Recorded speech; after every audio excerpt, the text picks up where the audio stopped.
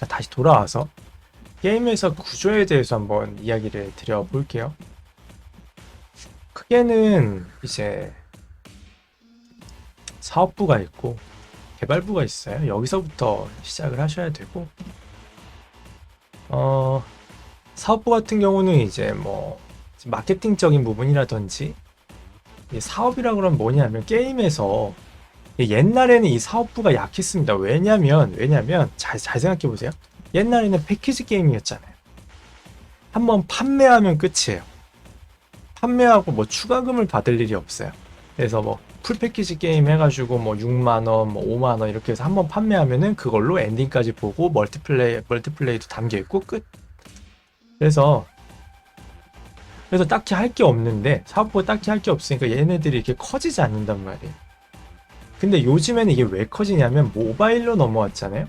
그리고 콘솔들도 이제는 그냥 그런 풀프라이스로 게임을 출시하고 끝이 아니라 후속 조치를 진짜 많이 한단 말이에요. 게임을 플레이하다 보면 추가 결제할 게 되게 많아요, 요즘에는.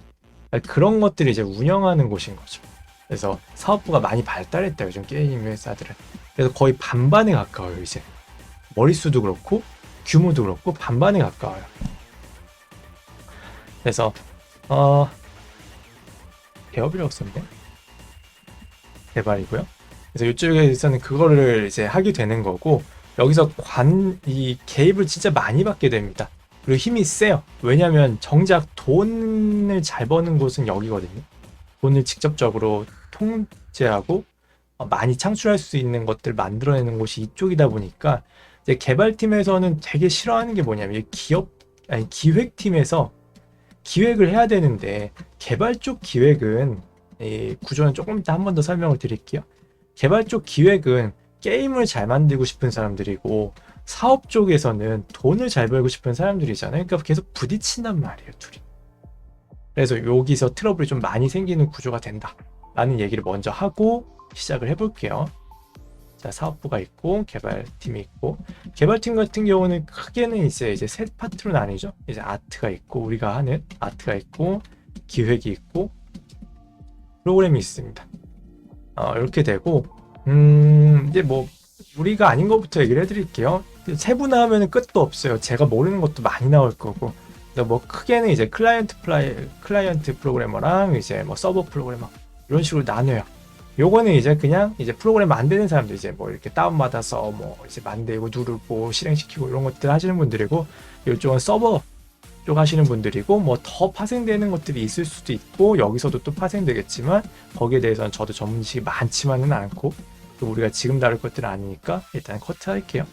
기획 쪽도 되게 많아요. 그래서 여러분들이 기획이라고 생각하면은 그냥 뭐 우리 게임은 막 외계인이 나와서 총을 막 쏘고 막 스피디한 게임을 만들면 재밌을 것 같아요. 뭐 20대를 지향하는 뭐 SF 컨셉 이런 거 하는 사람이라고 생각하잖아요. 그거는 거의 기획에서 하는 일의 뭐 100분의 1 될까 말까 한 거고, 보통 기획자분들이 많이 보는 게 뭐냐면 엑셀을 많이 보세요. 엑셀 하면서 뭐 밸런스 맞추시는 분들도 있고, 파트마다 다 다릅니다. 밸런스 맞추시는 분들도 있고, 뭐 스토리 쓰시는 분들도 있고, 스토리 따로 빼서 스토리 작가를 따로 채용하는 경우도 있지만, 아니면은 이제 이 시스템 기획이라 그래서 이제 큰 게임의 이런 테마를 결정하시는 분들, 시스템 돌아가는 것들을 결정하시는 분들도 있고, 뭐 아니면 레벨 디자이너라 그래갖고, 레벨 디자인이 뭐냐면, 여러분들이 레벨 1이라고 그러니까 좀 헷갈리겠다. 처음 게임을 시작해서 1시간 동안 어떤 경험을 할지, 2시간째 들어갈 때는 얼마나 어렵고 어떤 경험들을 주게 되고 어떤 난관들을 만들어낼지, 3시간째 들어갈 때 엔딩을 할 때, 그리고 몇 시간 동안 플레이를 매끄럽게 하다가 어디서 허들이 강하게 생길지, 이런 것들을 기획하시는 분들이에요. 그래서 이게 잘 되면 게임이 되게 재밌습니다. 그래서 이런 것들을 할 때 이제 여기하고도 또 많이 부딪히죠.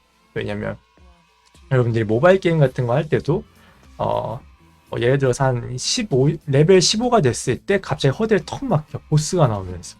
이걸 현질을 안 하면 도무지 못 들어. 현질을 하거나 200시간 노가다를 하거나, 이런 것들을 이제 뭐 레벨 디자인 팀과 뭐 사업부랑 같이 얘기하면서 이 허들을 만들어내게 되는 거죠. 여러분들이 막 게임을 하다가 막히는 게 다 기획에 있는 거예요. 의도되어 있는 거예요. 여러분들 그 사람들 손바닥 안에서 결제되도록 다 놀아나고 있는 거거든요.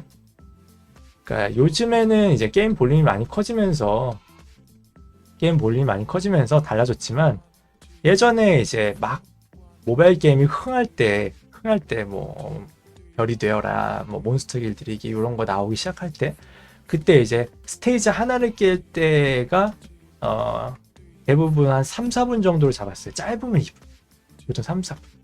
이제 한 스테이지 좀 풀로 돌 때. 왜일까요? 이거 문제 한번 내보고 넘어갑시다. 왜일까? 왜 3, 4분일까요? 짧으면 2분, 길면 4분까지 끊었어요. 1분도 아니야, 30초도 아니야, 5, 6분도 안 가요. 웬만하면 보통 2분에서 4분 사이에 끊어요. 왜일까? 왜일까요? 뭐 때문일까? 맞추시는 분이 있으려나? 제가 옛날에 강의하고 세미나 다닐 때 한 번씩 했던 얘기인데, 그때 들으셨던 분이 혹시 계시다면 맞추실 수도 있을 것 같고. 왜일까요? 그냥 정했을까? 뭐 재밌어 보인다, 한 3분 하니까 재밌네, 해보니까 뭐 약간 아쉬우면서 뭐 충분히 한 것 같네, 뭐 이런 게 아니라고요. 그렇게 허술하지 않다고. 없나요? 모르겠어요. 뭐 걸어야 되나? 왜 3, 4분이냐면, 자, 모바일 게임을 하는 대부분의 연령층이 어디 있을까요? 그리고 그 사람들이 가장 오랫동안 이 모바일 게임을 잡을 수 있는 시간대 중에 가장 특징적인 게 뭐가 있을까요? 지하철이죠. 버스고. 지하철 한정거장을 가는 시간입니다. 버스 한정거장을 가는 시간. 만약에 내가 6분짜리를 한 판을 해. 다음 역에서 내려야 되는데 중간에 꺼야 되죠. 만약에 1분짜리, 막 30초짜리, 40초짜리를 했어. 그러면 한정거장 가는데 몇 판을 돌려야 되나? 중간에 애매하게 끊기도 애매하고. 그쵸? 그래서 여러분들이 하면서 오묘하게 맞춰 끊으라고, 맞춰서 플레이 하시라고 이런 식으로 끊게 되는 겁니다. 배려일까? 아니죠. 한정거장 딱 맞네 하고 또 끊는다고요. 두 정거장 남았는데 두 판 정도 할 수 있겠는데 또 꺼낸다고요. 무의식적으로. 계속 플레이하면 뭐가 돼요? 허들이 막혀요. 허들이 막혔는데 또 꺼내야 돼. 습관적으로 난 계속 했었으니까. 근데 허들이 막혔어. 그럼 어떻게 해요? 현질하게 되죠. 이건 진짜 아무것도 아니고요. 어깨 다니시는 분들이 지금 이 방송 보시면은, 어깨에서 일 좀 하시는 분들 이거 보면은 웃을 거예요. 뭐 저 별것도 아닌 얘기 갖고 되게 폼 잡네 그러면서 웃으실 거예요. 이거 아무것도 아니에요. 여러분 진짜 손바닥 안에서 놀아나고 있다니까요. 이거는 좀 오래된 얘기인데 요즘엔 좀 트렌드가 바뀌었지만, 예전에 이 얘기도 많이들 돌았어요. 백화점에 시계가 없는 이유, 그리고 창문이 없는 이유, 음악이 느린 이유. 붙잡아 두려고. 시간 가는 줄 모르고, 시간 가는 줄 모르고 템포 느리게 심박수 내리려고. 그럼 오래 보면 오래 돌죠. 그러면 많이 사겠죠. 여러분들은 사회에 이만큼 많이 당하고 있어요. 사실 말을 안 해서 그렇지. 그런 것들을 한다 라고 생각하시면 돼요. 자, 본론으로 와서 아트. 어차피 우리 이거 보려고 한 거겠죠. 이 어떻게 왔다 갔다 프로세스가 갖춰져 있는지도 알려드릴 거예요. 아트 이쪽을 좀 뺄게요. 아트는 조금 더 세분화해서 알려드리자면, 이제 2D 파트가 있고 3D 파트가 있겠죠. 그리고 또 하나 더 있습니다. UI. 자, 그리고 UI 같은 경우는 여러분들이 되게 작게 생각하시는데, 그래픽이 안 좋고 그림이 안 좋아도 UI가 좋으면 게임이 때깔이 좋아요. 근데 그래픽도 좋고 그림도 좋은데 UI가 너무 별로야. 그럼 때깔이 바로 안 좋아집니다. UI 되게 중요한 요소예요, 사실은. 특히나 모바일 게임 같은 경우는 UI의 이 비중이 크잖아요. 버튼도 크고 PC보다. 그러다 보니까 더 중요한 요소가 됐었는데도 불구하고 이제 개발 경험이 없으신 분들이 우리 일러스트 진짜 멋있는 거 나와야 되는데, 그래픽 진짜 좋아야 되는데, 이 생각만 하면서 개발하다가 이제 몰락하신 중소기업 사장님들이 되게 많았죠, 당시에. 자, 봅시다. UI 쪽에서도 UI는 사실 파트를 나누기 좀 애매해요. 왜냐하면 나누면 나눌 수 있는데, 사실 뭐 아시는 분들은 아시지만 나누면 나눌 수 있는데, 사실 게임 쪽에서는 그냥 퉁쳐서 하니까 파트라기는 조금 뭐하고, 이제 페인팅이 되시는 분들이 있고 페인팅이 안 되는 분들이 있다 정도로 나눠서 이제 채용을 한다라고 생각하면은 조금 더 현장에 맞는 판단이 될 것 같아요. UX는 이제 기획 쪽에서 하는 거. 물론 같이 개입도 합니다. 하는데 되게 유동적이에요. 이렇게 정해놓고 모든 회사가 이렇게 정해놓고 맞춰서 뽑는 게 아니라 그냥 우리가 갖고 있는 인력들에게 이걸 분배한다는 반대 방식이에요. 우리가 해야 되는 것들이 이렇게 우리 게임 회사는 이게 정석이니까 이렇게 자리 만들어 놓을 거야. 그리고 하나씩 뽑아야지가 아니라 일단 뽑으면서 거기에 맞게 분배를 해준다는 거예요. 사람들한테.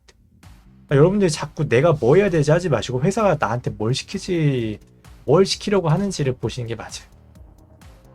요거에 대해서는 조금 더 이따가 이야기 드리고 2D 같은 경우는 뭐가 있냐면 이제 캐릭터가 있고 배경이 있죠. 두 개를 생각해 주시면 되고 3D도 크게는 캐릭터가 있고 배경이 있죠.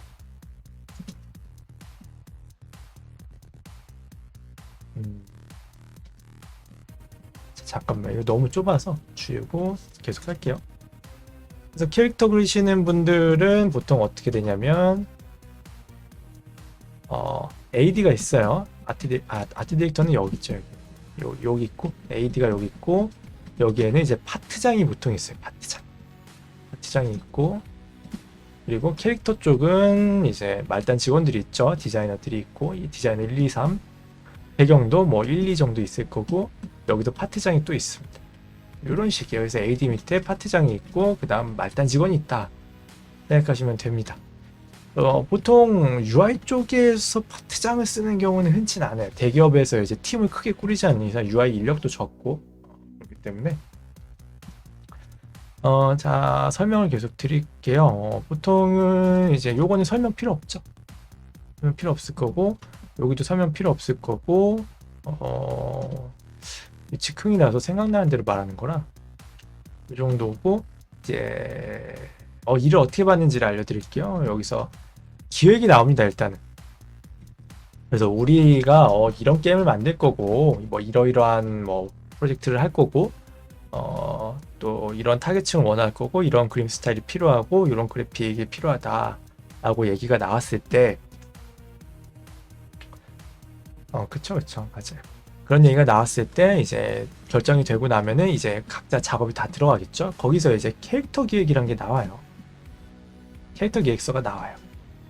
이 캐릭터 기획서가 나오기 전에 이미 많은 것들이 결정이 돼 있죠. 위에 더 상위에 결정 지어야 되는 많은 것들이 결정이 되고 나서 되게 마지막쯤에 나오는 게 이제 캐릭터 기획서예요. 그래갖고 이 캐릭터 기획서는 뭐 자료 같은 것들 레퍼런스를 기획자가 붙여줄 거고 뭐 이러이러한 이름이 있고 이러이러한 뭐 성능을 가지고 있고 뭐 이러이러한 스토리를 가지고 있고 이러이러한 것들을 좀 신경 써줘야 되고 뭐 이러이러한 이미지를 참고해 주시면 된다 라고 주게 될 거예요.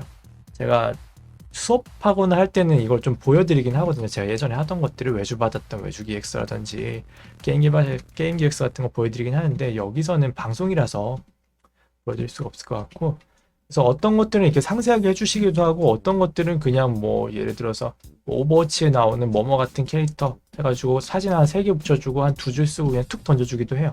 그걸 알아서 해야 돼. 어쩔 수 없어요. 우리가 무슨 프로젝트를 하는지 정신 차리고 보고 있어야 된다는 거예요. 일 주면 해야지 이러고 있으니까 다들 일을 잘 못하네.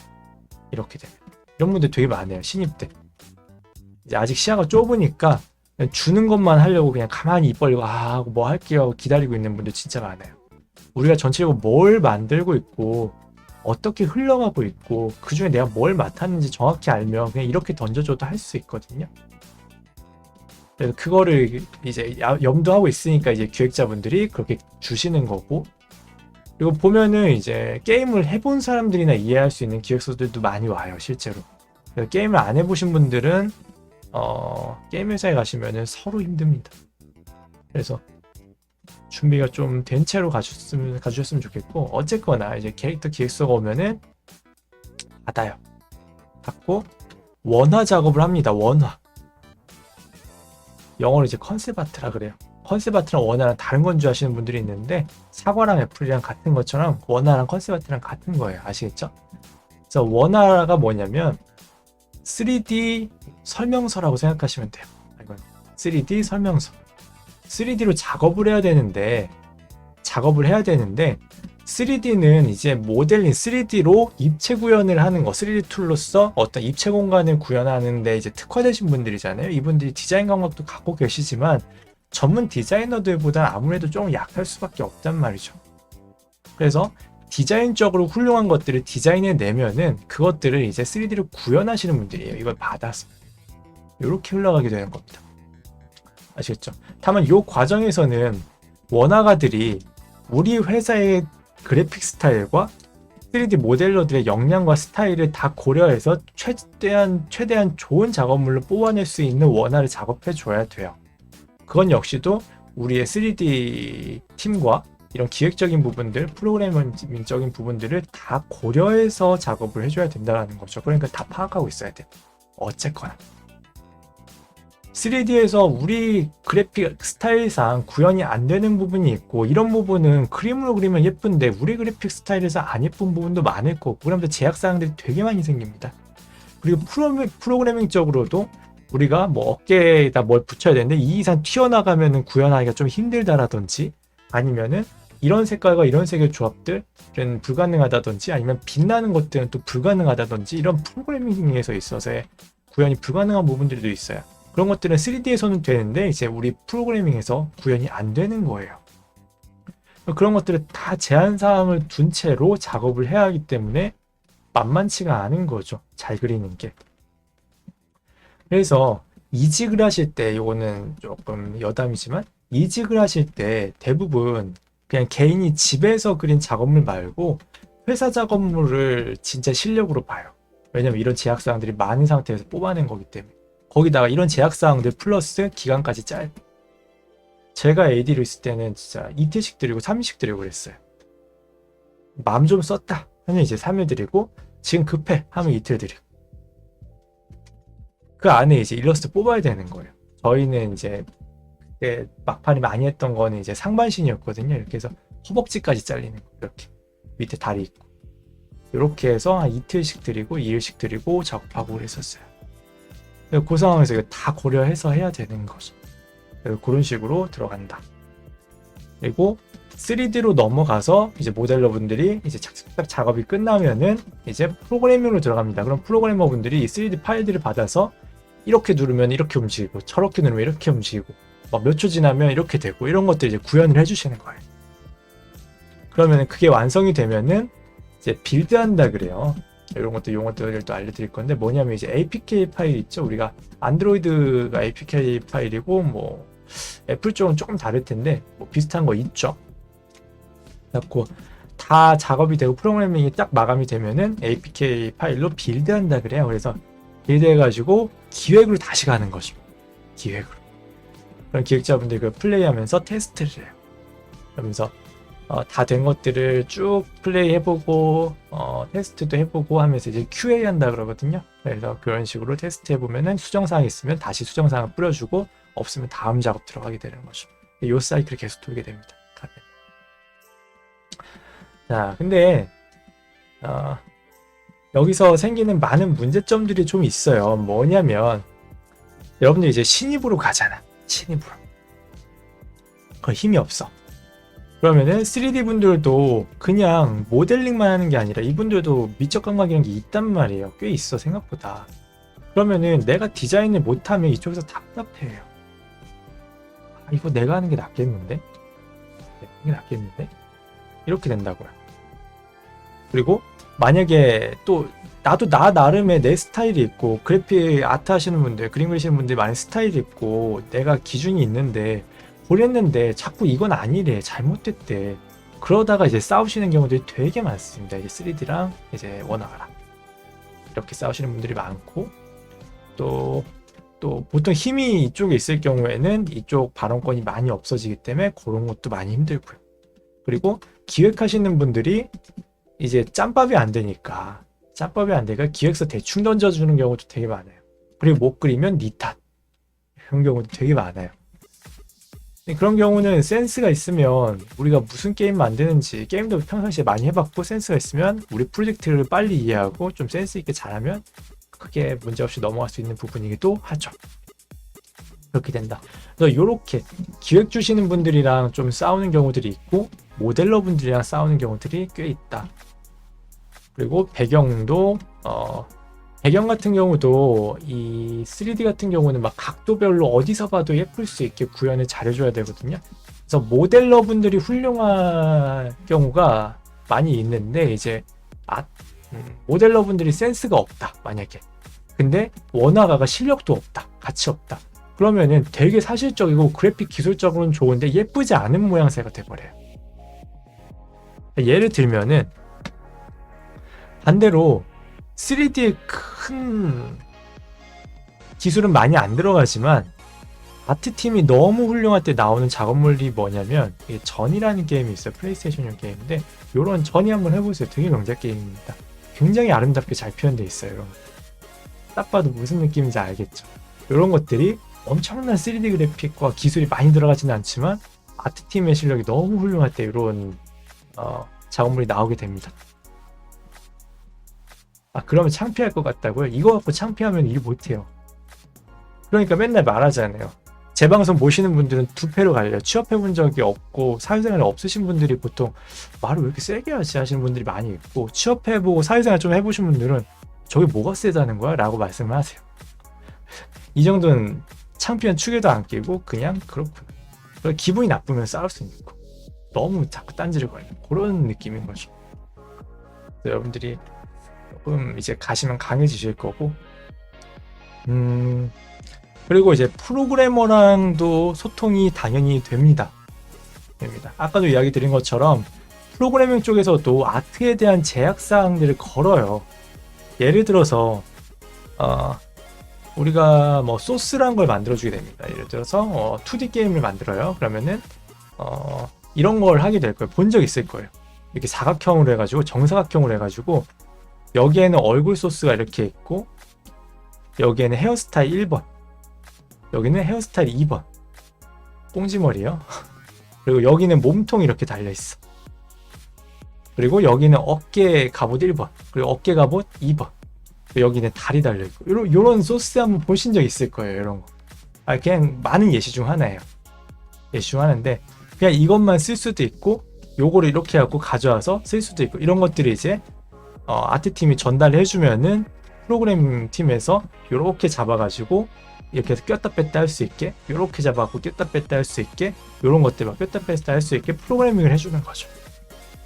그러면 이런 걸 작업하면서 생기는 제약사항들이라든지 뭐 색감을 쓰면 안 되는 부분이라든지 아니면 또 정리해 줄 때 또 어떻게 정리해야 되는지 이런 것도 그냥 JPG로 툭 던져주는 게 아니란 말이에요. 그래서 이런 수많은 문제점들이 가보면은 생기게 됩니다. 우리가 지금까지 얘기하면서 사람 문제에 대해서 한마디도 안 했죠. 물론 트러블이 생긴다고 했지만 이건 업무적인, 진짜 업무의 직설적인 문제들이고 그냥 사람 문제들도 많이 생기죠. 이거 다 제외하고 진짜 업무에 직결된 문제들만 해도 이렇게 계속 터져 나옵니다. 계속. 그리고 비슷비슷한 작업물들을 2년, 3년을 계속 하게 돼요. 맨날 비슷한 것들을. 여러분들 지금 뭐해요? 막 눈이 이따만 하고 피부 뽀해가지고 뭐 예쁜 것만 그리잖아. 그래도 그리기 싫다고 맨날 징징대잖아요. 근데 가면은 막 다리 8개 달린 거, 막 머리 3개 달린 거, 이런 거 맨날 비슷비슷한 거 맨날 그린다고. 내 인생 평생 관심도 없었던 것들을 3년 동안. 먹고 산다는 건 그런 거예요. 제 말이 세게 들리세요? 진짜로? 진짜 센지 한번 보세요. 한번 가서. 먹고 산다는 건 그런 거예요. 그러니까 경력이라는 걸 쳐주는 거예요. 그 사람이 인내했다라는 인증서입니다. 여러분들 대학도 마찬가지죠. 대학 가서 무엇을 배웠느냐도 당연히 중요하지만 이 대학 생활을 얼마나 성실하게 했느냐라는, 인내했느냐라는 이 인증서라는 거죠. 아시겠죠? 이 복잡한 일을 막 열심히 하고 있는데 갑자기 와서 또 딴지를 걸고 갑자기 와서 일을 또 던져주고 갑자기 와서 또 뭔가 터지고 그래요. 그렇게 됩니다. 근데 이제 대기업에 가면은 이런 것들이 좀 정돈이 잘 돼 있긴 하죠. 시스템이 정돈이 잘 돼 있고, 중소기업으로 갈 경우엔 조금 중구난 방식으로 많이 하는 경향들이 있다 라고 생각해 주시면 돼요. 그렇게 되고 배경 같은 경우는 작업이 많지가 않아요. 많지가 않아서 일반적으로 일반적인 장르를 할 때 음악 꺼졌나요? 음악 좀 킬게요. 아닌가? 아, 아니요. 일반적으로 많지 않아요. 다른 파티에 비해서. 그러다 보니까 배경분들이 자기 작업이 끝나면은 UI를 도와주는 경우들이 많아요. UI가 이제 그림이, 페인팅이 필요한 경우가 많아서 특히 게임 쪽은 그래요. 아이콘 같은데 제 스피커가 꺼져 있었어요. 아이콘 같은데다가 이제 그림이 들어가는 경우도 많고 특히 제일 공수를 많이 먹는 게 뭐냐면 아이콘이 아니고 아이템. 여러분들 게임하다 보면 아이템 나오잖아요. 그쵸? 요만한 거 막 있죠. 엄청 많이. 그거 몇백 개씩, 기본 몇백 개 단위로 그리거든요. 뭐 2, 300개가 아니고 막 많은 막 1000개씩 그리고 그래요. 그래서 하루에도 막 10개씩 쳐내고 그래야 되는데 그럴 때 이제 백업을 많이 가죠. 그리고 만약에 배경 백업으로도 부족해. 한 캐릭터 백업에서도 가게 되죠. 캐릭터가 한두 명이 아닐 거잖아. 3명 정도 있다고 해봅시다. 만약에 많이 없고 3명 정도 있다고 해봅시다. 그러면 누구를 아이템 아이콘으로 보내겠어요? 제일 못 그리는 사람 먼저 보내겠죠. 그러니까 실력이 없는 채로 무턱대고 회사를 들어가게 되면은 이런 서브일만 계속하면서 경력을 채우게 되는 거예요. 이직할 때는 그럼 뭐 낼 거예요? 아이템 아이콘만 제가 저번 회사에서 했습니다라고 낼 수밖에 없어요. 그럼 어필이 안 되죠. 그러면 좋은 회사 가기가 또 힘든 거예요. 그러니까 첫 회사 잘 키우라는 거는 이런 의미예요. 돈 보고 가지 말고. 아시겠죠? 그런 것들이 있고 회사마다 시스템이 좀 많이 달라요. 그래서 사업부와의 관계도 많이 다를 거고 가봐야 알고 또 이야기 들어봐야 압니다. 제가 면접을 보고 안 간 데만 이야기를 좀 드리자면은 여러분들이 알만한 데만 얘기하자면 네오이즈가 하나 있었고 넷마블 있었고 넷마블은 정말 가고 싶었어요. 당시 제가 되게 좋아하는 선배님이 계셨고 그 선배님이 1대1로 면접을 한 2시간 사는 얘기를 그렇게 많이 했었어요. 지금도 가끔 인사드리는데 당시에 좀 더 좋은 기회가 있어서 안 갔었고 그리고 나서 아까 얘기했던 이제 검사 외주 받았다가 기획서 다 쓰고 계약서 다 쓰고 다 받아서 이제 오늘부터 작업 시작해야지 하는데 이제 강사 제가 와가지고 죄송하게도 작업을 못 시작하고 넘어갔고 그리고 스마일게이트에서는 면접은 아니었고 그냥 스카우트 제이였어요. 어떻게 해갖고 그냥 같이 일하자 했는데 그때 이제 강사 일하느라 이제 정중히 거절을 드렸었고 이렇게 있었는데 검은 사막 팀은 제가 개발에 참여한 건 아니니까 모르는데 회사 지금은 옮겼을 것 같아요. 왠지 저 좀 옛날이라서 확실하진 않은데 사무실에 큰 통으로 하나 돼 있는 곳이었어요. 사업부가 따로 없었고 큰 통으로 돼 있었고 그래서 그 안에서 사업부랑 같이 하시는 것 같았고 되게 오픈되어 있는 사무실이었고 사무실 얘기라서 넘어가고 넷마블 같은 경우가 여러분들이 조금 대기업에 대한 오해를 많이 좀 씻어줄 것 같은데 넷마블이 어떤 형태냐면 여러분 넷마블 하면 뭔 게임 생각나요? 넷마블 하면 세븐나이츠 제일 유명하죠.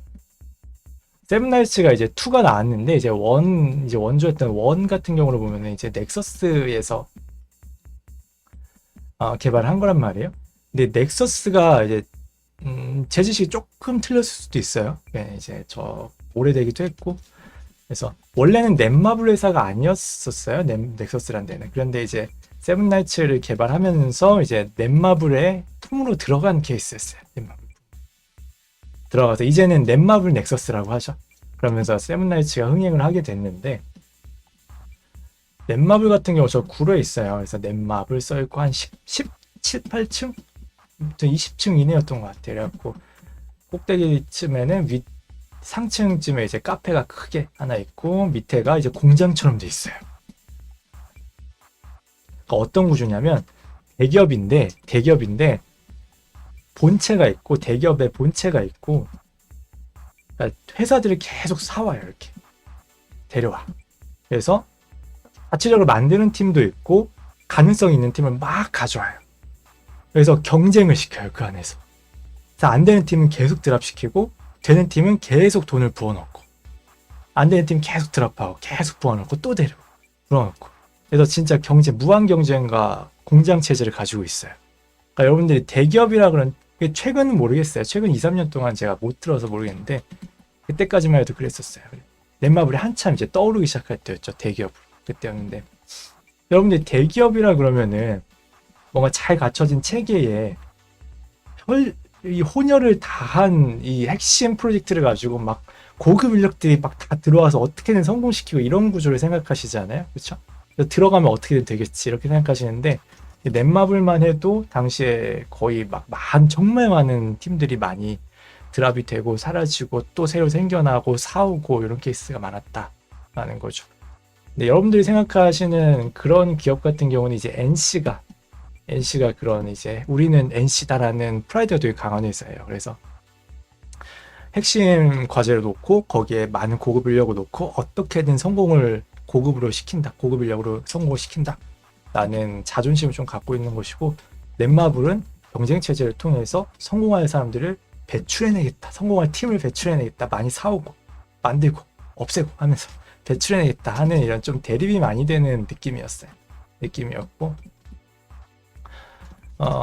넥슨이 좀 그 중간에 있는 느낌이 좀 강했어요. 넥슨은 이제 프라이드 있는 게임을 만든다기보다는 카트라이더라든지 그 뭐였죠, 이게 물폭탄 갖고 하는 그 게임들이라든지 뭐 피파라든지 이런 굉장히 친대중성을 통해서 조금 더 돈을 극대화시키는 쪽으로 많이 갔던 회사였어요. 그래서 나중 같은 경우에는 듀랑고라든지 이런 핵심 과제를 갖고 있는 팀들도 만들어내면서도 또 사이드로 많은 팀들을 데려가기도 했었죠. 제가 이렇게 들어간 케이스였고, 그래서 사실 계약상으로는 우리가 이거는 뭐 넥슨에 들어갔다기도 뭐하고 뭐 자회사라기도 뭐하고 지원도 많이 못 받고, 하지만 이 자본적으로는 엮여 있었기 때문에 당시 처음에는 그냥 파트너십이라 그래서 밖에 있었는데 사무실만 받았었는데, 나중에는 이제 품으로 사옥으로 들어가서 일을 했었고요.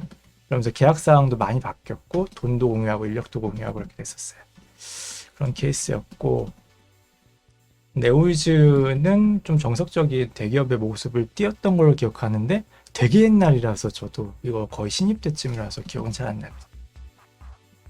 그래서 겉에서 관찰했던 거는 요 정도였고, 내부에 들어가서 하신 분들 얘기가 또 혹시나 나온다면 그게 더 정확할 수 있을 것 같아요. 그래서 회사마다도 많은 구조의 차이를 가지고 있다. 그리고 그 안에서는 대체로 크게는 뭐 이런 개발팀의 모습을 가지고 있을 거지만, 요것도 뭐 케바케, 회바회. 그러니까 여러분들이 생각하는 거와 좀 다를 수도 있어요. 기획하시는 분이 아트를 같이 하는 경우도 종종 있고요. 가끔 있고요. 프로그래밍과 기획을 같이 하시는 분들도 있고, AD인데 AD라고 하면 이제 아트를 총괄하시는 분이에요. 그래서 아트를 총괄하시는 분인데 그림을 전혀 못 그리시는 분도 있어요. 실제로 그림을 못 그리시는 분도 있고, 3D 출신이신 분들도 있고, 아니면 UI 출신이신 분들도 있고, 다양합니다. 다양하고, 그냥 여기서 AD의 역할이란 것도 사실 좀 다양해요. 그냥 AD가 보통 하는 게 뭐냐면, AD가 하는 보통 일들은 이제 퀄리티 관리, 그냥 이제 디자인적인 시각적인 퀄리티 관리가 있고, 그리고 뭐가 있지? 스케줄 관리 있고, 인력 관리, 돈 관리, 뭐 한 요 정도가 돼요. 퀄리티 관리는 그냥 이제 지도로 지시사항을 내리는 입장이니까 이 사람들을 활용해서 가장 좋은 퀄리티를 낸다. 아트적으로 우리가 생각하는 아트의 가장 좋은 퀄리티, 시각적으로 그걸 말하는 거고, 그걸 다 총체적으로 말하는 거고, 스케줄 관리는 이제 그 스케줄 관리, 우리가 내년까지 얼만큼 만들어야 되고, 6개월 뒤에 얼만큼 만들어야 되고, 이번 달에는 어디까지 해야 되고, 당장 내일까지 뭘 해야 되는지에 대한 큰 마일스톤이라고도 해요. 이렇게 끊는 그 단위를. 그래서 마일스톤은 큰 단위지만 이제 작게 보면 작은 스케줄들까지도 어떻게 할 것인지에 대한 스케줄 관리를 같이 하게 되고요. 이따가 야근 왜 하는지도 알려드릴 거예요. 그리고 인력 관리, 그러니까 뭐 어느 팀에 몇 명을 배치할 거고, 어떤 사람을 뽑을 거고, 어떤 사람을 내보낼 거고, 어떤 사람을 옮길 건지, 파트장은 누구로 둘 건지, 어떤 사람이 직급을 내리고 올릴 건지, 이런 것들에 대한 결정권을 어느 정도 갖고 있죠. 물론 절대적이지 않습니다. 회화회예요.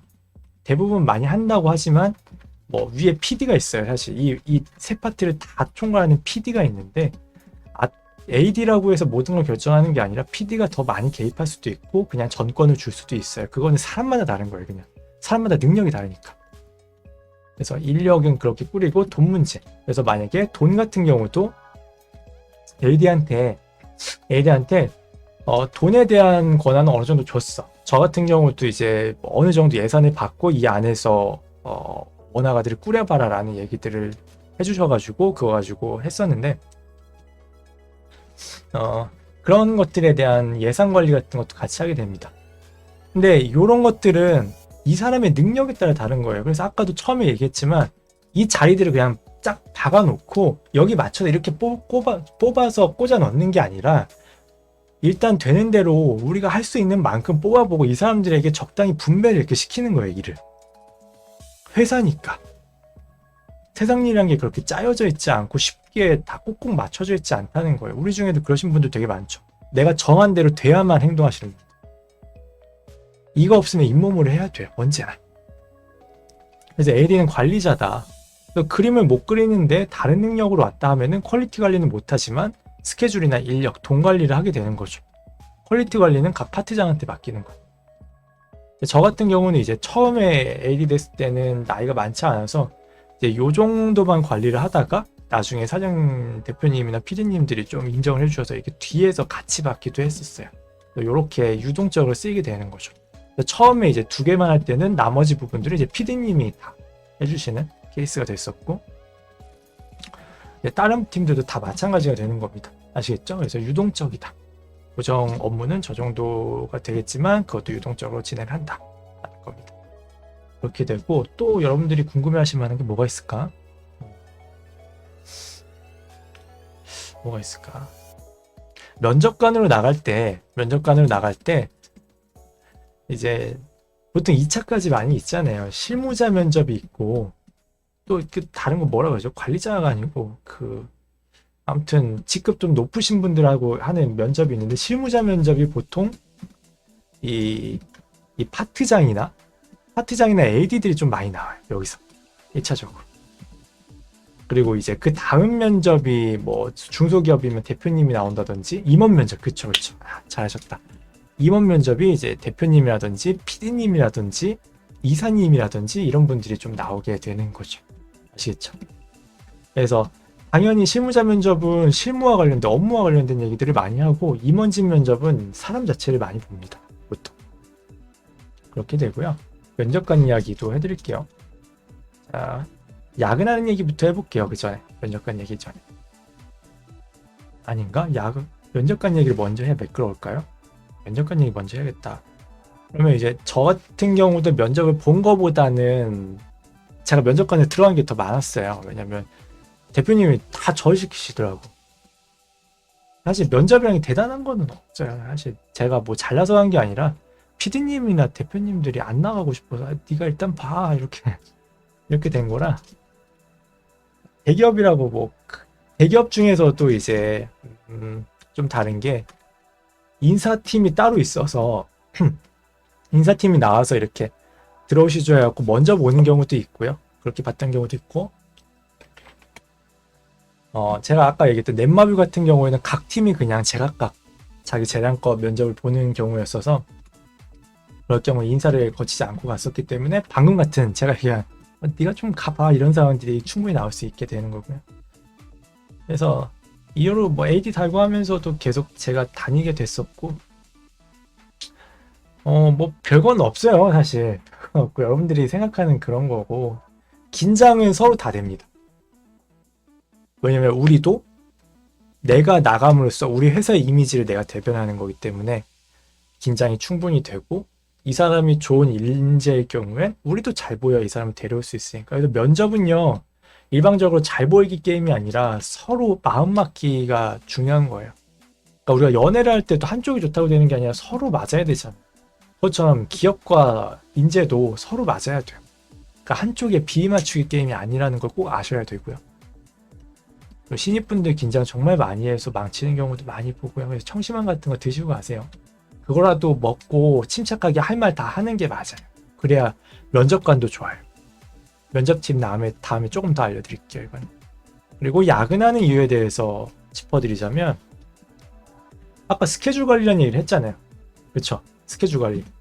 그래서 우리가 전체 프로젝트가 어떻게 진행이 될 거고 각 팀은 어떻게 개발이 될 거고 각 직원들은 어떤 스케줄을 가지고 몇 개를 얼만큼 며칠에 뽑아낼 건지 일단 스케줄은 다 나와요. 당연하죠. 그렇게 허술하지 않습니다. 내일은 뭐 해볼까? 좀 빨리 해야겠는데 이런 거 없어요. 스케줄 다 짭니다. 대부분 다. 그게 안 돼 있는 회사에 가셨다 혹시? 막 매일매일 뭔가 새로운 일정이 나오고 매주 뭔가 바뀐다 그러면은 조금 위태로운 회사예요. 대부분 어느 정도만 갖춰지면은 일정은 다 나와요.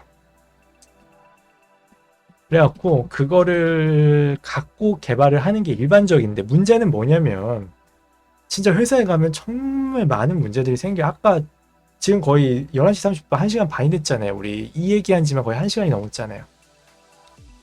그런 것처럼 회사에 정말 많은 이해관계들이 얽혀있고 사정들이 있는데 또 그중 하나죠.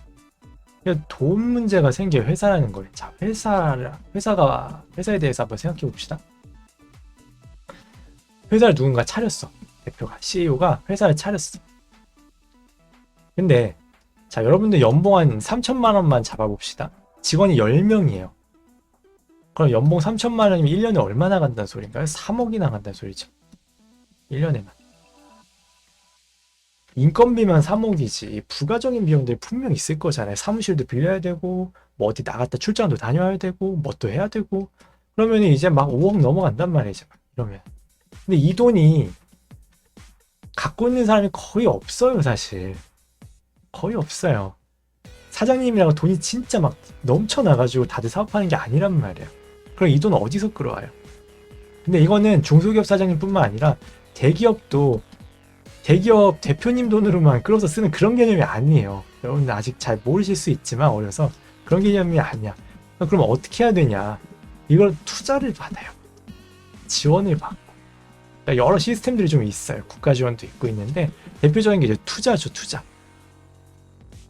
그래서 투자자들을 게임을 완성하고 가져와요. 그럼 완성까지는 돈 어떻게 돼? 못 되잖아. 그럼 어떻게 해요? 완성은 안 되는데 투자는 받아야 돼. 그럼 어떻게 해요? 완성되지 않은 프로토타입이라는 거를 이제 개발을 하면서 이제 투자를 유치하는 거죠. 자, 우리가 이런 게임을 만들고 제가 이런 경험이 있고 이런 사람들이 함께하고 있습니다.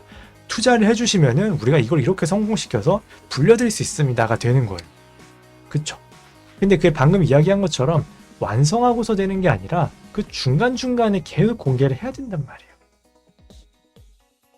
계속 공개를 해야 된다는 거죠. 그래서 중간중간 계속 투자를 유치하고 뭐 어디 전시도 나가고 어디 가서 어필도 하고 정보도 받고 이런 과정들을 운용을 해야 된다는 거지. 우리의 프로젝트를 CEO 입장에서의 비즈니스와 운용을 그걸 하려면 중간중간 마감이 끝나야 되잖아요. 우리가 1챕터까지 플레이할 수 있는 걸 만들어야 돼. 올해 3월까지 내년 3월까지 내년 5월까지 개발하기로 했지만 올해 3월까지는 1챕터까지 하는 게 완성이 돼야 이걸 공개해서 뭐 투자도 유치하고 공개도 뭐 전시도 하고 할 수 있어. 되는 거죠. 근데 그런 것들이 예상치 못하게 터져 나오거나 갑자기 요청 사항이 나오거나 시장이 바뀌어 버리는 경우에 우리는 야근을 하게 되는 거예요. 그런 경우. 그러니까 스케줄은 다 짜놔요. 야근 뭐 이제 좀 그런 마인드를 갖고 계시지 않은 분들은 야근이 당연하다는 마인드를 안 갖고 계신 분들이 많이 있어요. 실제도 업계에. 그런 분들이 야근을 안 해도 충분히 할 수 있게 스케줄을 짜놓는단 말이에요. 일단. 근데 이런 문제들이 생기니까 야근을 하게 된다는 거예요. 물론 대표님이나 PD님들이 요즘 젊은 것들은 말이야 뭐 야근할 줄도 싫어하고 야근하는 것도 싫어하고 뭐 다들 빠졌어 이러면서 야근을 시키는 경우도 당연히 있어요. 그럼 스케줄 자체를 그냥 야근을 포함시킨 스케줄을 처음부터 짜버려. 그러면 어쩔 수 없죠. 그거는 뭐 사람을 잘 만나야 되는 거니까. 근데 이 상황에서 야근이 애초에 감안한 상태에서 스케줄을 짰는데 갑자기 이런 문제들이 터져버려. 그러면 그때 이제 철야로 넘어가는 거야. 주말에 출근할 거. 그렇게 되는 거죠. 그리고 이런 것들이 또 경쟁이 심화가 많이 되고 흥행 산업이기 때문에, 그러니까 망하면 쪽박, 성공하면 대박, 이러다 보니까, 그런 거에 쫓기다 보니까 아우 죽도록 일하자 이런 마인드를 갖고 계신 분들도 많이 있어. 그래서 여러분들이 일하다 보면 조금 힘든 상황들을 많이 마주칠 수 있을 거다라는 겁니다. 아시겠죠? 그리고 이제 캐릭터 얘기를 계속 하다 보면 해보자면 이제 그림을 잘 그리는 파트장이나 AD가 있을 수 있잖아요. 그런 경우에 이제 캐릭터 원화가가 그림을 그리고 나면은 그냥 가져가서 뭐 별 말 안 하고 수정해버리는 경우도 되게 많아요. 퀄리티업을 그냥 시켜버립니다, 바로. 왜냐면 이게 당신의 자존심이든 뭐든 그것도 뭐 물론 배려해줘야 할 얘기일 수 있지만 일단 우리 게임이 잘 돼야 되는 거니까. 근데 그 수정해주는 과정은 뭐 이제 제가 강사니까 강사 입장에서의 이런 리터치나 수정은 이 학생의 습득이라는 거를 기본적으로 베이스로 두고 고려해서 해줘요. 근데 이거는 그게 아니에요. 그냥 일단 작업물 잘 나와야 돼. 이 경우가 많아요. 그래서 이런 거에서 파생되는 얘기가 있는데 이제 프로 데뷔하신 분들 중에 게임이 출시하고 나서 제가 작업한 작업물입니다 하고 올린 것 중에서 100% 본인 작업물 아닌 것들이 꽤 많습니다, 인터넷에 지금.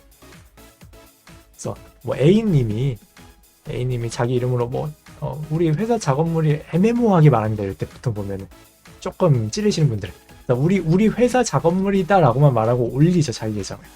올리는데 한 60%는 본인이 그린 거고 나머지 40%는 뒤에서 다 수정해주고 이런 경우들도 있어요.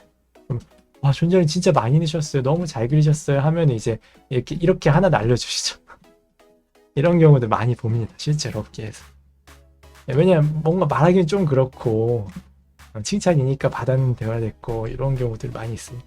그래서 회사 가면은 이제 그려주시는 경우도 많이 있다. 그리고 인체 같은 경우도 그냥 짜여져 있는 경우도 있어요. 인체 표본 이렇게 해놓고 원화팀한테 쭉 뿌려서 그냥 이 인체에다가 디자인만 해줘. 이런 거부터 우리는 눈을 뭐 이렇게 1번, 뭐 이렇게 2번, 이렇게 3번 이렇게 해놓고 이거 중에 하나 가져다가 그냥 갖다 써라. 뭐 이런 게 케이스도 있고, 비슷한 질문이 있었죠, 실제로 우리가 이번에. 이런 케이스도 있고, 옷 그릴 때 빨간색은 무조건 요 빨간색을 써야 되고 요 빨간색의 그림자는 무조건 요 그림자색을 써야 된다. 뭐 이런 것도 정해져 있는 경우들이 꽤 있습니다. 요거는 외주에도 있어요. 그러니까 보통 일본 같은 경우가 되게 섬세하고 깐깐하기로 유명하거든요. 그래서 우리나라 회사들이 일본 회사하고 콜라보를 하거나 협업을 할 때 되게 좀 힘들어 하세요. 되게 깐깐하고 섬세하기 때문에.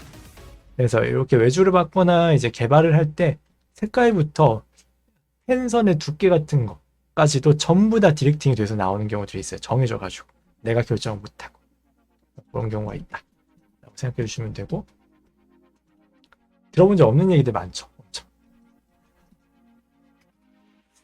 이렇게 되고 자, 그리고 또 뭐가 있을까? 아트 쪽에서 3D에 대한 이해가 높을수록 전체적인 결과물이 잘 나올 수밖에 없습니다. 3D를 고려해서 작업하기 때문에. 그런 공부에 되게 좋은 결과물이 블레이드 앤 소울이었죠. 요즘에도 많이 있지만 대표적인 이제 아트팀 분들이 워낙 훌륭했고 에디님부터 해서 굉장히 3D에 대해서 많은 이해를 가지고 작업을 했었기 때문에 당시에 되게 센세이션한 그래픽이었어요. 지금 시대가 좀 지났지만 정말로 잘 나왔던 그래픽이었고, 반대로 이제 한쪽이 무너져서 나오는 결과물들도 있기 때문에 그런 것도 한번 찾아보시면 좋을 수 있을 것 같고요.